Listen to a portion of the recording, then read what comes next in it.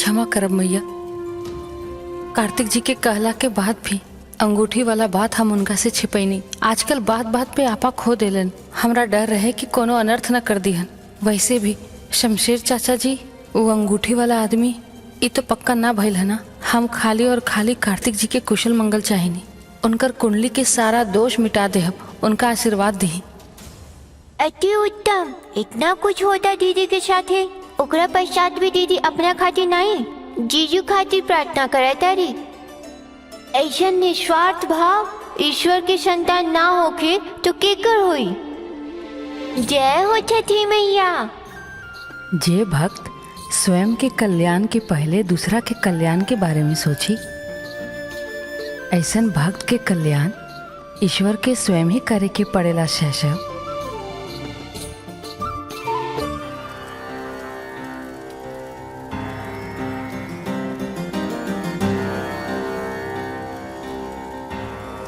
प्रथमं शैलपुत्री, द्वितीयं ब्रह्मचारिणी, तृतीयं चंद्रघंटेति, पुष्पांडेति, चतुर्थकं पंचम स्कंदमाते, षष्ठं कात्यायनीति च, सप्तम कालरात्रीति, महागौरीति चाष्टतम, नवम सिद्धिरात्रि च, नव दुर्गा प्रकीर्तिता।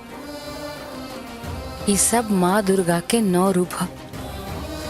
पहला माँ शैलपुत्री, दूसरा माँ ब्रह्मचारिणी, तीसरा रूप माँ चंद्रघंटा, चौथा रूप माँ कुसमंदा, पांचवा रूप माँ स्कंद माता, छठा रूप हमार छठी मैया यानी कि माँ कात्यायनी के रूप, सातवां रूप माँ कालरात्रि, आठवां रूप माँ महागौरी और नवा माँ सिद्धिदात्री। जवन अर्धांगिनी पति के धर्म की तरफ लेके जाए, ओ पति के दुख त अवश्य हर लियल जाए। सौभाग्यवती रह। हम शेषव हिमालय राजा शैल के पुत्री, जे देवादिदेव महादेव के पत्नी हैं, जे पूर्व जन्म में सती रूप में और ओकरा पश्चात पार्वती रूप में उनकरा के वरण कैले बानी। वहाँ के बारंबार प्रणाम करतानी। हे माँ शैल पुत्री, संसार के कल्याण करी। रउआ जौना प्रकार शव से शिव तक पहुँचे के यात्रा संभव कहिले बानी, और दृढ़ता, भक्ति और प्रेम के अनूठा संगम है, जौना से पूर्ण संसार प्रज्वलित बा। नवरात्रि के पहला दिन राउर पूजा भक्तन में आपन लक्ष्य के प्राप्त करे के दृढ़ता के संचार करेला। हमार दीदी भी लक्ष्य के ओर अग्रसर बारी। उनका 9 दिन के व्रत और पूजा के फल उनकरा के अवश्य मिले। रउआ से बस इहे मंगल कामना बा। तथास्तु।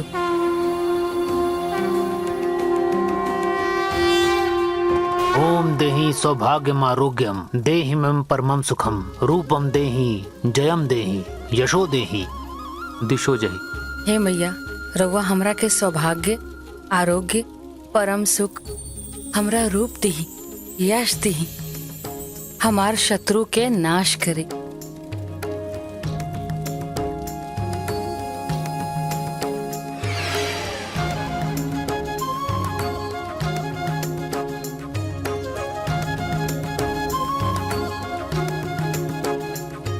छठी मैया के बेटी नौ दुर्गा के पाठ सुनाओ तारी। ए मनोहर दृश्य हम कैसे छोड़ सकेनी। सप्तशती के पहला अध्याय में मधु कैटब के वध के कहानी सुनावल गई है, जे विष्णु भगवान के कान के मैल से पैदा होके ब्रह्म जी के मारे के चल पड़लन। भगवान विष्णु निद्रा जाल में लीन रहे, तब ब्रह्मदेव देवी भगवती के स्तुति करलन और वो प्रकट होके भगवान विष्णु के जगैलन, और विष्णु भगवान मधु कैटब से युद्ध करके उनकर संहार कैलन।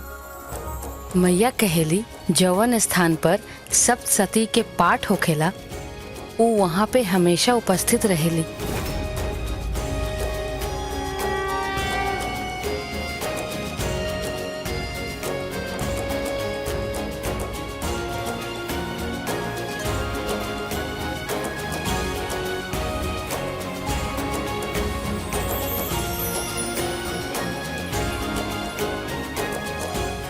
दीदी के देख के लागत है जैसे स्वयं माँ शैलपुत्री उनका में समा गई बड़ी। अब उनकरा के अपन लक्ष्य पहिला में केहू ना रोक सकेला।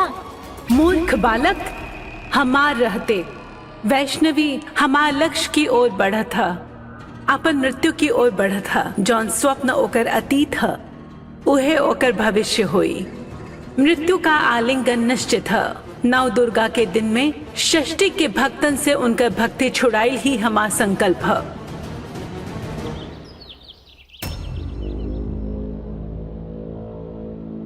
भैया जी, यहाँ कोनो सुनार के दुकान बाका जहाँ ऐसन पायल मिली?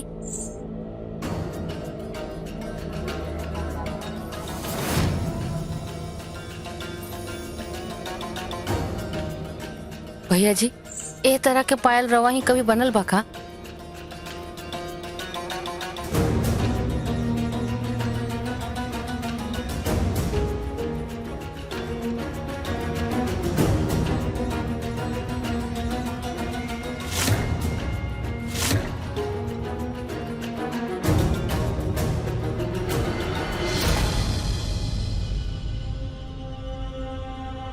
आई आई बैठी।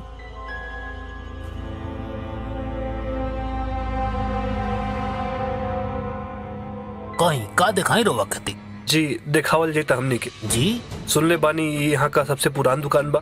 हाँ हाँ, 40 साल पुरान दुकान है हमनी के। वैष्णवी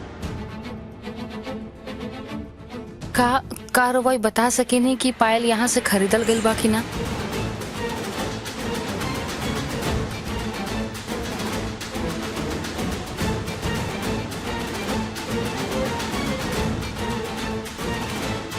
कमाल बा, सेम डिजाइन के पायल लेके पुलिस वाला भी आई रहे पूछताछ करे खातिर। अच्छा, छानबीन शुरू कर दिलस पुलिस। अच्छा, ई पायल रवा के दुकान की बा? बिल्कुल, पूरा एरिया में डिजाइन के पायल हमनी के दुकान में बनत रहे, लेकिन ये तो 20-25 साल पुरान बात है। पक्का? ये पुरान जमान के पायल है, आज के टाइम में बड़ा मुश्किल से मिलेला। रहुआ के बताओ कि हमारी दुकान के पायल है। 20-25 साल पुराना पायल हा, सोचनी कि कोनो पुराना दुकान में ही मिली। एक खातिर सारा दुकान से पूछत हम यहाँ पहुँच गए। हाँ तो बताई, एकरा बदला रुआ के का दिखाई? एगो नया डिजाइन है हमरे लगे। ना कुछ चाहिए ना, बस रोवा ये बता दी कि रोवा यहाँ से पायल कौन लेके गए रहे। मतलब रोए जा कुछ खरीदे नहीं आई? हमरा बस एकर खरीदार के बारे में जाने के बा, प्लीज हमार मदद करी। अरे कैसे कदी मदद? आ गए टाइम खराब करे। 20-22 साल पहले के ले गई पायल के पता? अरे ऐसा सैकड़ों पायल बेच देनी के हमनी के। सोचे की कोशिश करी ना, राव रिकॉर्ड में होखी तो वो देखी ना, हमार मदद करी। अरे बहन जी, इतना पुरान रिकॉर्ड नहीं रखे नहीं हमनी के। अरे वो पुरान कारीगर रहे, वो बनावल करत रहे ऐसा डिजाइन। ओके गईले साल हो गई, हमरा और कोनो मदद नहीं कर सके नहीं। ऐसे भी सवेरे से पुलिस वाला परेशान कर रखले बड़ा नो कंकाल के चक्कर में। ओकरे पैर में भी सेम डिजाइन के पायल रहे, ऊपर से रुआ सब आ गई नहीं सेम डिजाइन के पायल लेके। अरे हमें लगा इतना टाइम नहीं क्या बर्बाद करे के, रुआ सब जाइए ऐसे। प्लीज रवा समझे का कोशिश करी ना। हम ये हमारी पत्नी वैष्णवी के माई की तलाश कर बाई जा, और हमके जान बहुत जरूरी बा कि पायल के खरीद ले रहा रुआ से। रवा के पास वो पुरान बही खाता हुई उमन आप चेक कर सकेला, मिल जाए प्लीज। अरे अजीब बेवकूफ लोग बड़ा लोग। अरे इतना पुरान बही खाता के रखेला? वो ए मामूली पायल खातिर? अपना माई के तो पता ना, हमसे आगे ले 20-25 साल पुराना हिसाब लेवे। चलो जाए जैसे, हम अनाथ के सूचना केंद्र ने की खोल के रख ले, जाए जैसे।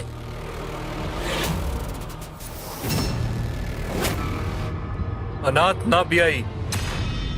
अरे जा, तू ठाकुरन के किस्सा हमके सब मालूम बा। अनाथ है ये मानसिक रोगी हुआ तू, हीला अपन पायल।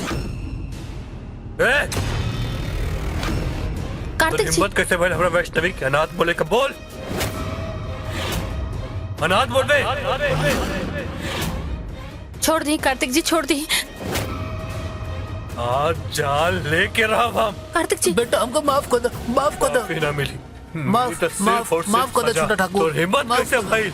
ना छोड़ो। कार्तिक जी, ना क्या हिम्मत करते कैसे रहे भाई? हो कार्तिक जी चली कार्तिक जी, छोड़ दी कार्तिक जी, चली आ जाइए, चली छोड़ दी, चली छोड़ी इनका के छोड़ दी, चली हमके छोड़ो।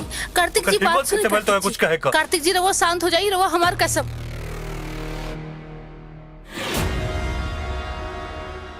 भगिल बा रउआ कार्तिक जी?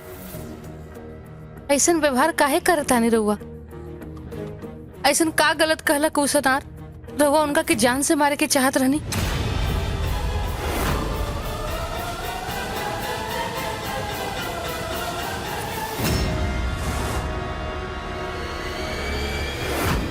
वैष्णवी वो तोके कहत रहे, इनडायरेक्टली तोहे कहत रहे हो। बस कहले रहे ना कार्तिक जी, कुछ कहले तो ना रहे ना। कल भी रउआ हमरा खातिर टीना के जान से मारे के निकल रही, और रउआ समझत काहे नहीं की कि इतना जुनूनी होखल भी ठीक नहीं खे कार्तिक जी। एकरो से रउआ के नुकसान होखता और हमार नियति पे भी सवाल खड़ा होखता।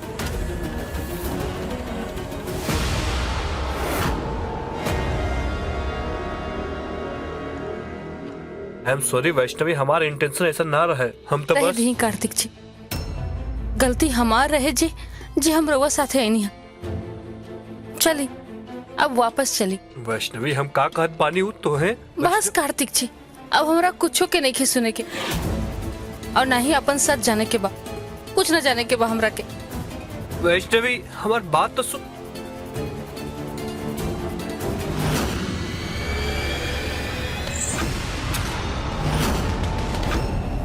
रुकी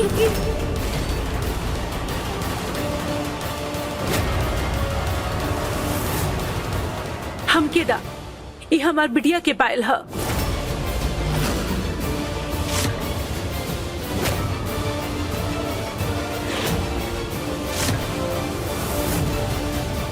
ई हमार पायल है, ई हमरा के दी, हमार पायल है। चुप! एक तो चोरी करेलू, ऊपर से झूठ बोलेलू। ये हमार बिटिया के पायल है। बाकी रउआ के कोनो गलतफहमी भइल बा। ई हमार पायल है, हमरा दे दी। ये हमार बिटिया के पायल है। वैष्णवी का भाई हमार पायल है, वो हमार।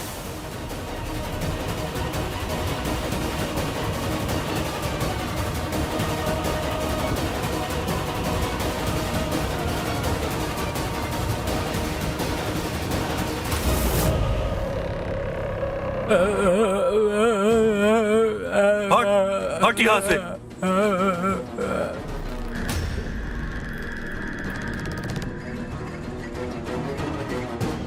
अब बिना क्रूरता के भी मना हो जात, लेकिन यदि मनुष्य अगर क्रूर ना हुई तो ऊपर हमार पूर्ण रूप से नियंत्रण कैसे हुई?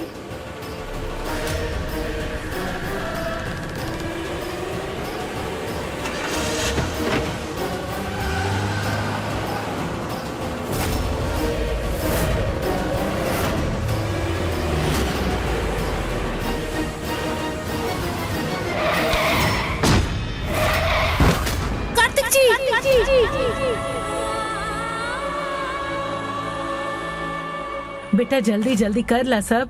शिवेश्वर महादेव मंदिर में पहुंचे में गुरुदेव पूरा 2 घंटा लगी। जी दादी। आजा। हाँ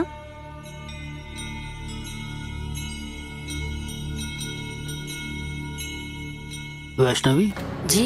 एक मिनट। देखा बेटा, कोनो भी बढ़हन तंत्र विद्या चाहे पूजा पाठ में अनेक बाधा लेके अनुमान रहेला। बुरा शक्ति हमेशा अच्छा काम में विघन डाले के कोशिश करेला। अगर कोनो ऐसा विघन पड़ल तो कार्तिक के श्राप और भी विकराल रूप ले सकेला। हे मैया, ना ना गुरुजी, ऐसा ना होके के चाहिए। ये विघ्न के रोके के कोनो उपाय बा का? बा, अपन बायां हाथ आगे कर।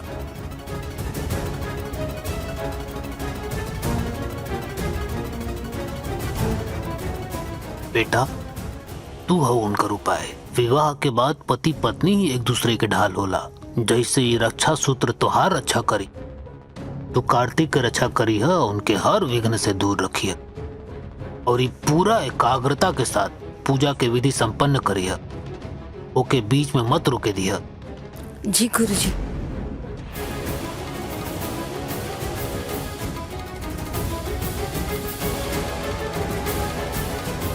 कार्तिक जी। कार्तिक!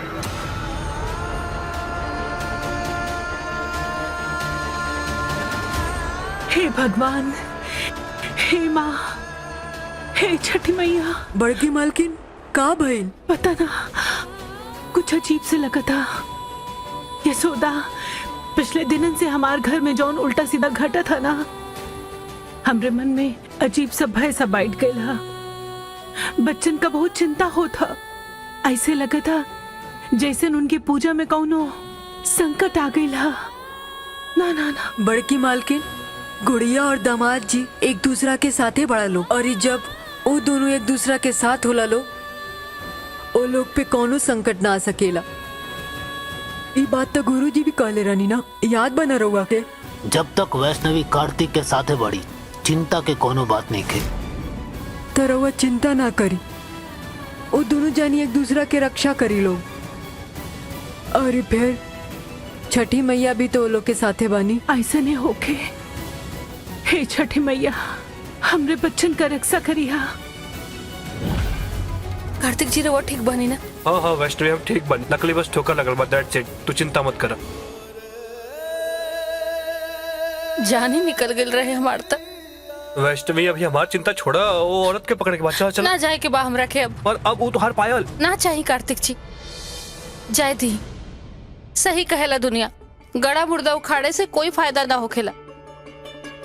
ना जाने के बा हमरा के अपन सपना के राज, ना जाने के बा हमरा अतीत के बारे में। अब इस सब के चक्कर में रवा के कुछ हो जाता, ना जाने के बा हमरा के हमार वजूद। हमरा खातिर रवा ही प्यार, रवा परिवार, रवा जुनून, रवा वजूद, रवे हमार सब कुछ पाने। रवा रहते हमरा के वैसे भी कुछ ना होखी।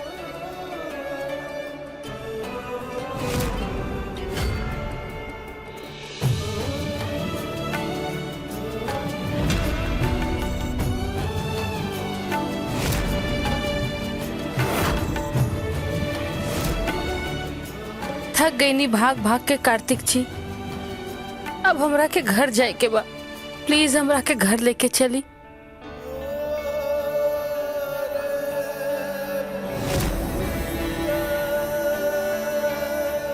चलो घर चलो जाओ।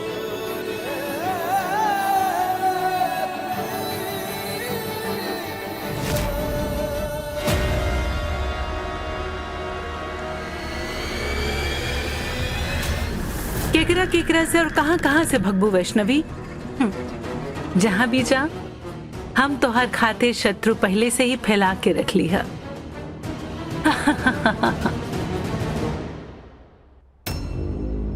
हेलो शमशेर जी, इंस्पेक्टर त्रिवेदी बोलता नहीं। हाँ, अरे इंस्पेक्टर का हाल बा हो? बहुत टाइम के बाद फोन कइला। सब ठीक तो बा? सब ठीक ही तो नहीं खे, तभी ये कॉल कई नहीं। ठीक नहीं बा का मतलब? शमशेर जी, रउआ के वो घटना याद हुई ना? अरे हमार मतलब बा वो कांड।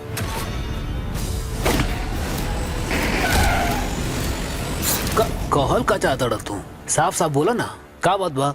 रउआ के वो शिवेश्वर मंदिर याद बा ना? इन्वेस्टिगेशन जरूरत बा वहाँ, काहे से कि मंदिर के पीछे से कंकाल निकलल बा। मानसिक वाला कहता ना कि वो कंकाल कौनो औरत के बा। कहीं वो उहे औरत तो नहीं खे जेकरा के रउआ मार के गाड़ दिले रहनी? जवन पायल कंकाल के पैरन में मिलल, एग्जैक्टली सेम हुबहू पायल वैष्णवी के पैर में मिलल रहे जब वो छोट रहे, जब घाट पर मौसी के मिलल रहे। अब वैष्णवी के डर लागता कि कहीं कि उ कंकाल से ओकर कोनो रिश्ता तो ना रहे। कई संभव हो सकेला कि वैष्णवी हमार बेटी हुई है।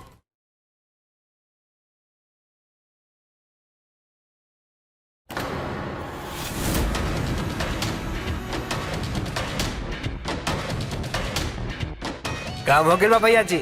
कहाँ गड़ले हुआ? शिवेश्वर मंदिर के पीछे जंगल में जंगली जानवर ओकरा के ले गेल भैया जी। वहाँ कबो कोनो खुदाई हुई ना, कबो केहू के वहाँ मालती की लाश मिली। देखा सुना, तू ना ज्यादा बना मत, मुंह मांगल कीमत देम तो के हम। तारी पुरातन काल से जो पुरान टंटा बा ना, हमरे सामने नहीं आवे के चाहिए। तो के जौन भी कंकाल वंकाल मिल बेटा, ओकर फॉरेंसिक जांच नहीं होके के चाहिए, कोनो छानबीन नहीं हुई। समझ में आवता कि नहीं? आई जो कंकाल बने एक ठिकाने लगवाओ तू। जी सर जी।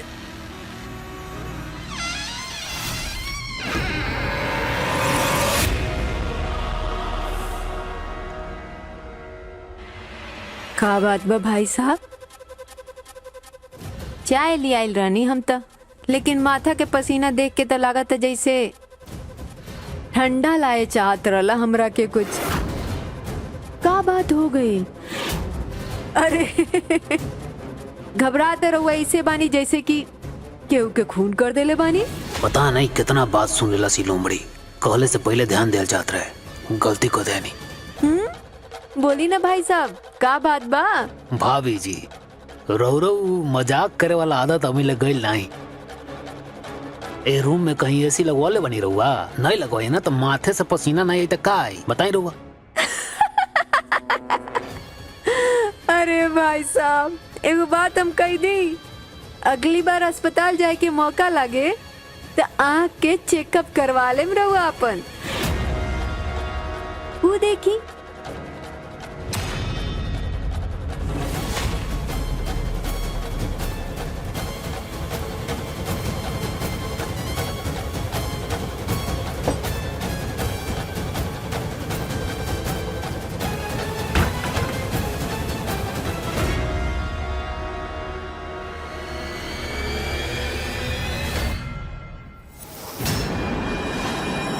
क्या?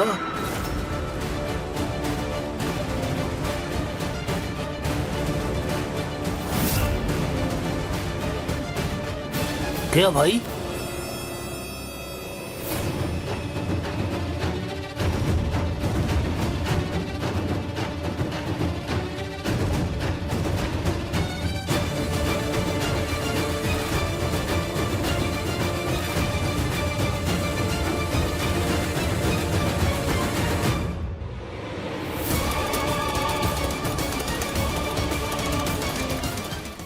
जवन पायल कंकाल के पैरन में मिलल एग्जैक्टली सेम हूबहू पायल वैष्णवी के भी पैर में मिलल रहे जब वो छोट रहे, जब घाट पर मौसी के मिलल रहे। अब वैष्णवी के डर लागता कि कहीं कि उ कंकाल से ओकर कोनो रिश्ता तो ना रहे। भाई संभव हो सकेला कि वैष्णवी हमार बेटी हुई है।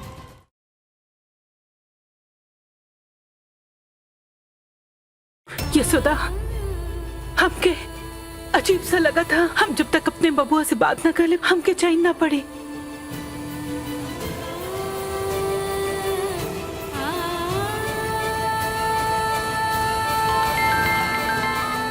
हेलो, हाँ दादी। हेलो वैष्णवी, सब ठीक था ना? पूजा अच्छे से संपन्न हो गई? हाँ दादी हो गई, बस एगो बाधा आ गई। का बोले तारी? हाँ कैसन बाधा?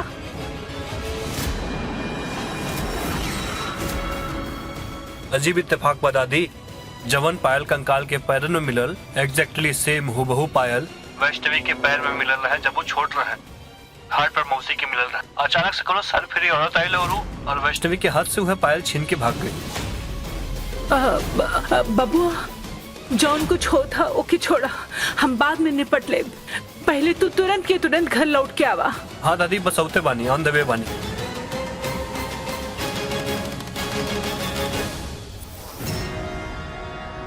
समसे तू यहाँ का करत हुआ? हाँ अम्मा जी रउआ तनी परेशान लागत नहीं, का बात बा? वो कार्तिक कौन पायल के बात करते रहे? कुछ ना, पता ना मुसीबत हमारे बच्चन का पीछा कब छोड़ी। वहां खुदाई कर समय एक कंकाल मिलल रहे, ओके पैर में एक पायल रहे, और वैसे ही एक पायल जब वैष्णवी छोटा सा छठ पूजा के दिन यशोदा के मिलल रहे, ओके पैर में भी रहा।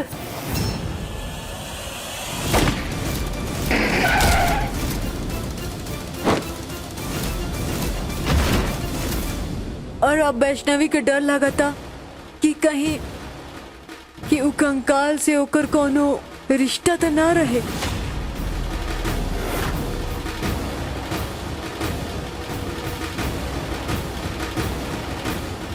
कई संभव हो सकेला कि वैष्णवी हमार बेटी हुई।